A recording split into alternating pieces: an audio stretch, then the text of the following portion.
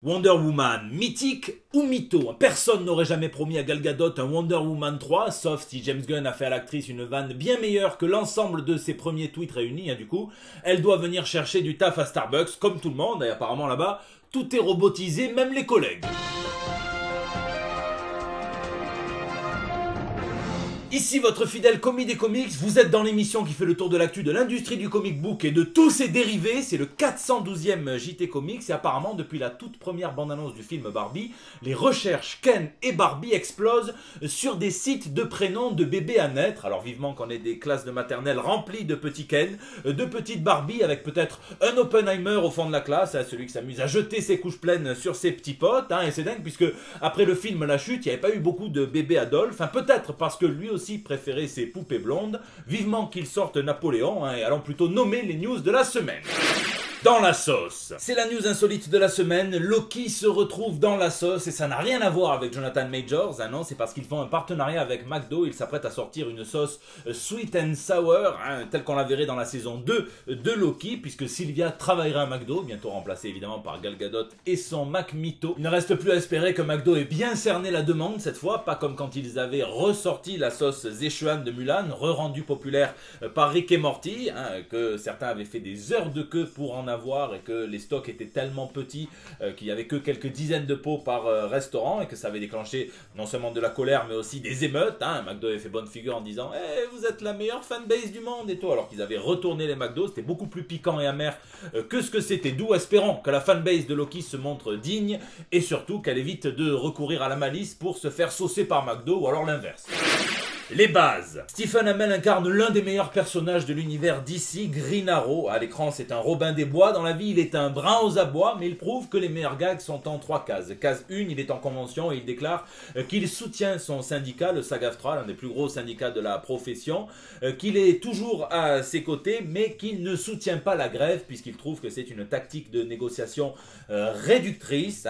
Case 2, le syndicat fait les gros yeux. Évidemment, comme il est majoritaire et qu'il est en grève, actuellement, il s'indigne de cette flèche mal placée de l'archer qui va être vraiment vert juste après. Il déclare d'ailleurs « J'aurais préféré que ce commentaire reste privé », alors qu'il y avait des dizaines de téléphones portables sortis. C'était une session de questions-réponses en convention. Case 3, La Chute, on retrouve Stephen Amell sur le piquet de grève avec la même tête que DSK quand il a dû aller taper des sous à sa femme pour rester en dehors de la prison. Dans le reste de l'actu ciné, des rumeurs, puisque l'un des meilleurs docteurs de l'industrie s'apprêterait à faire son retour. Alors non, Dre ne va pas sortir son détox, on parle évidemment de Strange qui pourrait revenir dans un 3e opus qui commencerait directement là où le 2 s'est arrêté et qui adapterait l'histoire de comics qui s'appelle Time Runs Out. Alors attention, quand le MCU parle d'adapter, c'est souvent aussi relatif que la théorie d'Einstein, et pour ceux qui sont pas trop dans la science, on va dire que très souvent les comics ressemblent à Nicole Kidman en 1999 et les films adaptés ressemblent à Nicole Kidman en 2023. Ils disent vouloir récupérer quelques éléments de l'intrigue, mais bien souvent ce qu'ils récupèrent et adaptent le mieux, c'est simplement le titre. En gros, Time Runs Out, c'est une histoire sur jusqu'où irions-nous pour sauver notre univers, qui est menacé par la destruction du multivers, lui-même menacé par l'érosion entre les frontières interdimensionnelles à cause des incursions, donc des passages d'un personnage d'un univers vers un autre, et ça en ce moment c'est très très à la mode. Il y avait des tensions entre les héros pour savoir jusqu'où la fin pouvait justifier les moyens. Au final, ça sent un petit peu le Secret Invasion, puisque vu l'importance du casting des comics, c'est impossible qu'ils adaptent la même chose en film, surtout que ça repose largement en gros sur Tony Stark versus Steve Rogers, comme d'habitude. Ça sera forcément remanié. Apparemment, l'autre rumeur dit que là, ça serait plutôt Stephen Strange qui serait un petit peu maléfique, antagoniste, on va dire, et Kang, s'il reste là, qui voudrait lui sauver le multivers à la loyale, en gros, donc il serait plutôt le héros, le gentil, et c'est peut-être pour ça qu'ils auront besoin de l'aide de Wolverine, Hugh Jackman qui aurait rencontré Kevin Feige pour revenir encore bien charbonné après la retraite. Manu, si tu nous écoutes, tu peux être fier de ton gars sûr australien. Wolverine qui aurait donc un gros rôle dans Avengers Secret Wars, en espérant qu'on en finisse avec le multivers et qu'on en revienne aux bases. Les bases, justement, ça semble dur de s'en détacher, surtout quand elles sont lucratives, puisqu'apparemment le film Blue Beetle rendrait hommage au Superman version Henry Cavill. Sauf que fais la queue, mon pote, puisqu'avant toi, il y avait déjà Dwayne Johnson qui était fermement accroché au dos de l'acteur. Après ça, il y a eu The Flash, même si le caméo a été coupé. Maintenant, c'est le Scarabée, et en fait Henry Cavill il va rejoindre Marvel, il va être dans les 4 Fantastiques, ça va être la planche du Silver Surfer. Et quasiment sans transition, le réalisateur du film Kraven the Hunter dit: Sony n'aimerait peut-être pas que je le présente comme ça, mais mon film est une tragédie, hein, espérons que ça ne se retourne pas contre lui. Mais attention, les bases, certains savent y revenir avec brio, si on en croit tous ces posters qu'on a eu pour la future série animée X-Men 97, qui reprend là exactement où s'est arrêtée l'ancienne, hein, et donc le professeur Xavier n'est plus là. Magneto s'est rapproché des X-Men par respect pour son rival préféré, hein, et il va peut-être les diriger, sauf si on en croit les premiers extraits, où quelqu'un d'autre pourrait peut-être assumer le rôle, ou être en compétition pour ce rôle. Scott Summers, qu'on entendrait dire « à moi mes X-Men », la phrase du professeur Xavier, donc peut-être qu'il va chercher à rayer le casque de Magneto à grands coups de visière. Quelqu'un qui maîtrise très bien ses bases aussi, c'est Edgar Wright, hein, qui avait peut-être sorti le Scott Pilgrim vs. The World un petit peu trop tôt, hein, mais qui s'apprête à recommencer l'exploit, cette fois en version animée, avec quasiment l'intégralité du casting d'origine qui reprend le doublage vocal des personnages d'animation. Le premier trailer est assez phénoménal, hein, il me tarde de voir ça, c'est sur Netflix le 17 novembre. Sur grand écran, on peut aussi vivre des expériences vidéoludiques, et ça va être le cas avec l'adaptation en jeu vidéo par THQ de The Last Ronin, un récit culte des Tortues Ninja, qui est déjà culte, hein, mais qui est assez récent, 2020, puisqu'il met en scène la toute dernière tortue à la fin des temps, on va dire un futur dystopique où le clan Foot règne en maître. Il y a tout le mystère de comment est-ce qu'on en est arrivé là, qui est cette dernière tortue, hein, et donc là ça serait un jeu solo dans la veine de God of War, et on pourrait quand même incarner les autres tortues dans des séquences de flashback. Il me tarde vraiment d'y jouer. En attendant, lisez les tortues chez iComics. La base. Et dans l'actu purement comics, DC met les petits plats dans les grands pour nous présenter son futur titre du Black Label, un Batman Gargoyle of Gotham, hein, par Raphaël Grandpa, et on avait déjà eu des previews, on a déjà eu pas mal de couvertures variantes qui nous ont été montrées, et cette fois ils font un trailer, il y en avait déjà eu un, mais cette fois un trailer qui se focalise sur l'artiste Raphaël Grandpa, hein, et donc ça c'est très intéressant, qui va nous présenter donc son histoire, où Batman va tuer complètement son identité civile de Bruce Wayne pour ne se focaliser que 100% sur sa croisade.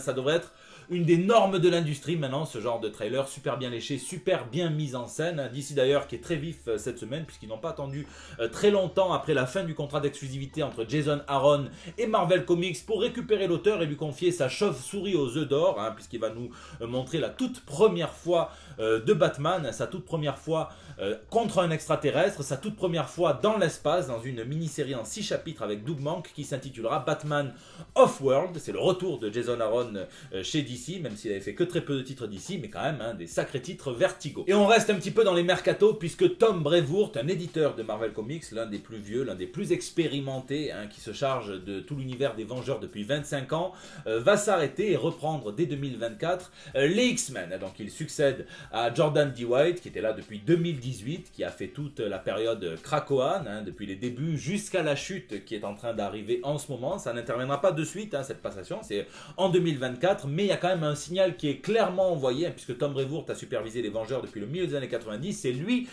qui a engagé notamment un Brian Michael Bendis, qui est un des architectes modernes de l'univers comics Marvel, mais qui a inspiré beaucoup l'univers cinématographique Marvel également, et donc c'est peut-être pas un hasard s'ils mettent leur vétéran, leur éditeur Rambo sur les mutants qui seront le centre d'intérêt du MCU pendant la période à venir. Chez Marvel d'ailleurs il y a plusieurs retours cette semaine. Le tout premier c'est celui de Spider-Woman, hein, qui va revenir après avoir été tué et complètement effacé de l'existence, hein, et puis bon ben ressuscité, hein, tu connais, c'est Marvel, c'est DC, c'est les comics, c'est comme ça, hein. Apparemment elle était quand même ressuscitée avec un petit peu plus de colère en elle, hein, et c'est justement le point de départ de cette future série qui sera par Steve Fox, et ça sera dessiné par Carola Borelli. L'autre retour c'est celui de Thanos par Christopher Cantwell et Luca Pizzari, hein, qui vont apparemment nous montrer la quête la plus ambitieuse de Thanos à ce jour, hein. Après tout ce qu'il a fait, je me demande ce qu'ils vont pouvoir nous sortir, hein. Est-ce qu'il va chercher le meilleur pierceur de l'univers, se faire un Prince Albert et appeler ça le gland Thanos? Ils vont faire face quand même aux nouveaux Illuminati. Alors il y a ceux qui sont comme Florent Pagny dans The Voice qui ne bougent absolument pas, hein, Mister Fantastique, le Doctor Strange ainsi qu'Iron Man, et là on y ajoute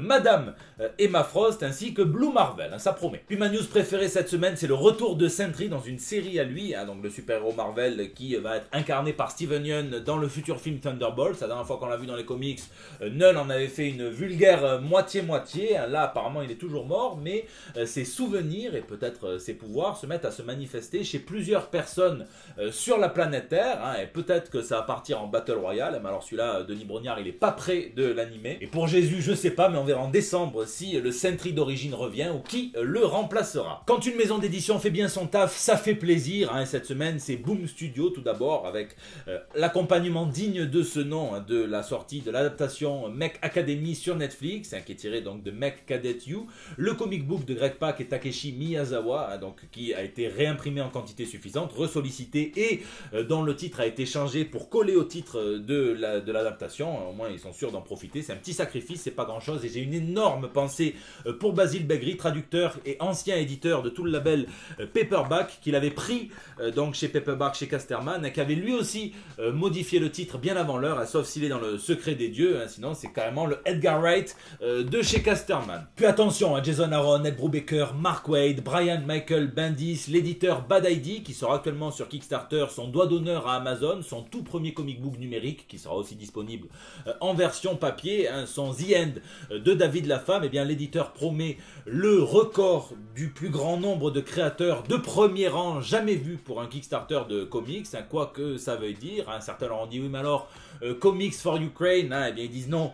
On les bat, alors qu'ils réunissaient quand même pas mal de sacrés créateurs, hein, il me tarde de voir ça. En gros, il leur manque plus qu'Alan Moore et qui ressuscite Stan Lee pour qu'il leur dépose un petit post-it et le tour est joué. Hein. Bon, le gros problème de la semaine, c'est chez IDW qui sont pris en pleine tempête, qui ont dû disposer de 40% des effectifs et qui maintenant annulent des projets de la gamme IDW Originals avant même qu'ils aient été annoncés, hein, parce qu'ils se sont rendus compte qu'ils ont promis trop d'argent à trop de personnes. Alors, bon, il y a beaucoup de créateurs qui sont évidemment en colère, mais grands seigneurs les types, hein, ils les laissent repartir avec l'intégralité des droits sur leur projet, hein, et apparemment il y a des négociations qui ont été entamées pour voir si le travail qui a déjà été rendu et commandé par l'éditeur ne pouvait pas être payé, ce qui devrait être le minimum syndical. On devrait plutôt parler de dédommagement, mais bon.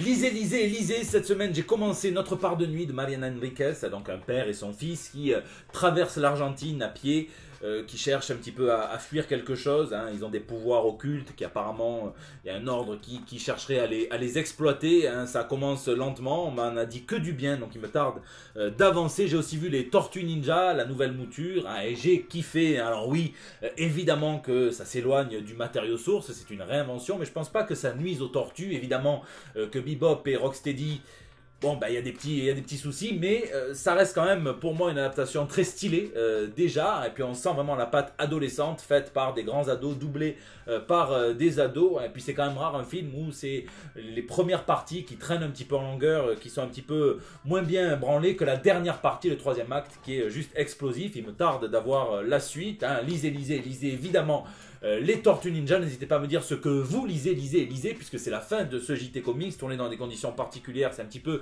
chaotique cette semaine. Hein. Merci en tout cas d'être toujours aussi nombreux à le suivre, à laisser vos pouces bleus, à partager sur Facebook, à tweeter, à retweeter, à m'incorporer dans vos stories Instagram. Je vois tout et ça fait plaisir. Hein. N'hésitez pas aussi à réagir dans les commentaires sur YouTube où je lis chacun d'entre vous et j'essaie de répondre au plus grand nombre. N'hésitez pas à réagir sur les réseaux sociaux. Vous me laissez vos petits messages pour El Bando del Pueblo. C'est votre espace de liberté depuis près de 8 ans maintenant, ou 9, je sais plus. Je viens de compter sur mes doigts, hein. C'est bien 8. Hein. Je vous fais de gros bisous. Je vous donne rendez-vous la semaine prochaine pour des nouvelles toutes fraîches. Le film Barbie banni en Algérie pour atteinte à la morale. Hein. Mattel, vous avez complètement foiré votre coup. Tout ce qui suffisait, c'était de sortir une Barbie Jezaïd, hein, Barbie drapeau d'Algérie, hein, et vous restiez 10 ans top 1 au box-office algérien.